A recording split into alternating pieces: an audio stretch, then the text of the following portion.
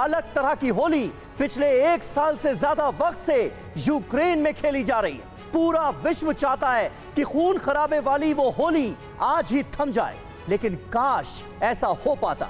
बहरहाल Bakhmut war का centre point बना हुआ है।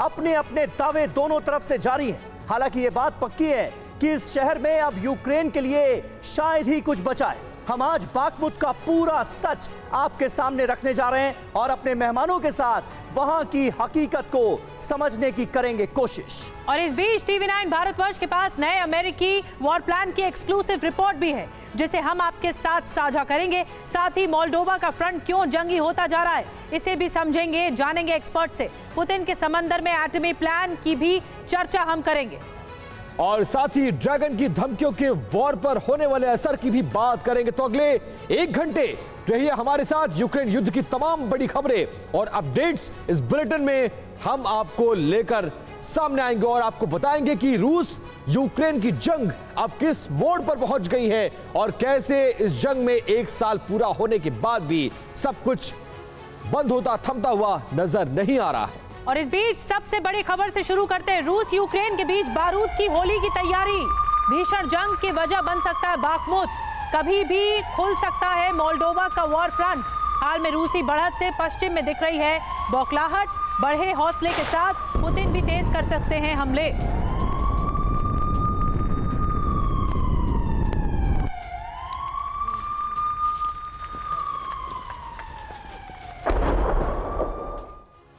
तो बारूद की होली किस तरह से दोनों तरफ से खेली जा रही है, ये हम आपको दिखा रहे हैं, क्योंकि जंग के मैदान से जो तस्वीरें सामने आ रही हैं वो इसकी तस्दीक करती हुई साफ तौर पर दिखती हैं। लेकिन आने वाले वक्त में होने क्या वाला है, अंजाम क्या होगा इस जंग को, ये तो अभी नहीं पता चला है। लेकिन जो जानकारियां सामने आ रही हैं वो ये जरूर बता रही हैं कि भारत की जो कोशिशें थी इस जंग को खत्म करने की, शांति के संदेश के जरिए जिसे अंजाम देने की कोशिश की गई, वो रंग लाती नजर नहीं आ रही। भारत रंगों की होली मना रहा है तो उधर यूक्रेन वॉर फ्रंट पर खून की होली खेल रहा है, जो आने वाले समय में और गंभीर होती दिख रही है। हम ऐसा क्यों कह रहे हैं, इसके पीछे क्या तथ्य हैं, ये अब आपके सामने रखते हैं। वॉर में खून की होली खेली जा रही है और इसकी वजह क्या है। वजह नंबर 1, बाखमुत शहर में जीत के बाद और आगे बढ़ना चाहेगी रूसी सेना, क्योंकि इस बाखमुत पर हो चुका है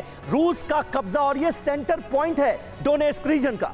रूस को रोकने के लिए बहुत बड़ी जंग यहां पर संभव है। यहां सैन्य कार्रवाई होते ही नाटो की एंट्री का खतरा भी मंडरा रहा है और इस पूरे रीजन के बारे में जो अहम जानकारी है, मोल्डोवा का अब हम जिक्र कर रहे हैं। नाटो की एंट्री होते ही भारी खून खराबा यहां पर तय है। इसीलिए आप देख रहे हैं इन दिनों मोल्डोवा का नाम डोनबास रीजन के बाद सामने आ रहा है। तीसरी वजह, पश्चिमी मदद जल्द ही तेजी से पहुंचने लगेगी। पश्चिमी मदद जो नाटो कंट्रीज की तरफ से, यूरोपियन देशों की तरफ से मदद मिल रही है यूक्रेन को। बड़े हथियारों से हमले शुरू होते ही रूस का जवाब भी बड़ा होगा, इसके पूरे आसार जताए जा रहे हैं और यह खतरे की बात है। चौथी वजह, रशियन वॉर प्लान। रूस अमेरिकी तटों को अपने सबमरीन की रेंज में ला रहा है। यह एक बड़ा डेवलपमेंट है जो इन दिनों हमें नजर आ रहा है। यूरोप को भी न्यूक्लियर सबमरीन से घेर रहा है रूस। और पांचवी वजह है चीन की एंट्री, ड्रैगन की एंट्री। रूस को सैन्य मदद की ओर बढ़ रहा है चीन। हम देख रहे हैं किस तरह से एक तिकड़ी बनती हुई नजर आ रही है, जिसमें रूस है, जिसमें चीन है, जिसमें ईरान है।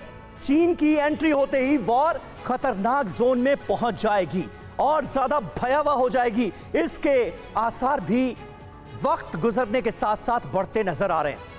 हमारे साथ तमाम खास मेहमानों का एक बड़ा पैनल इस वक्त मौजूद है, उनसे आपका परिचय करा दें। लेफ्टिनेंट जनरल वीके चतुर्वेदी साहब हमारे साथ इस वक्त जुड़ चुके हैं। रोबिंदर सचदेव साहब इंटरनेशनल अफेयर्स के एक्सपर्ट हैं, वो हमारे साथ मौजूद हैं। ग्रुप कैप्टन यूके देवनाथ साहब हमारे साथ मौजूद हैं और कर्नल शैलेंद्र भी बतौर डिफेंस एक्सपर्ट हमें ज्वाइन कर चुके हैं। चतुर्वेदी जी, सबसे पहले मैं आपके पास आऊंगा। एक तो बाखमुत पर पूरी तरह से कब्जा हो चुका है, लेकिन बाखमुत पर कब्जा जिसने दिलाया उस वैगनर फोर्स के चीफ ये कह रहे हैं कि देखिए हमें और हथियार चाहिए, वरना ऐसा भी हो सकता है कि आने वाले वक्त में यूक्रेन फिर से इन इलाकों को हमसे छीन ले।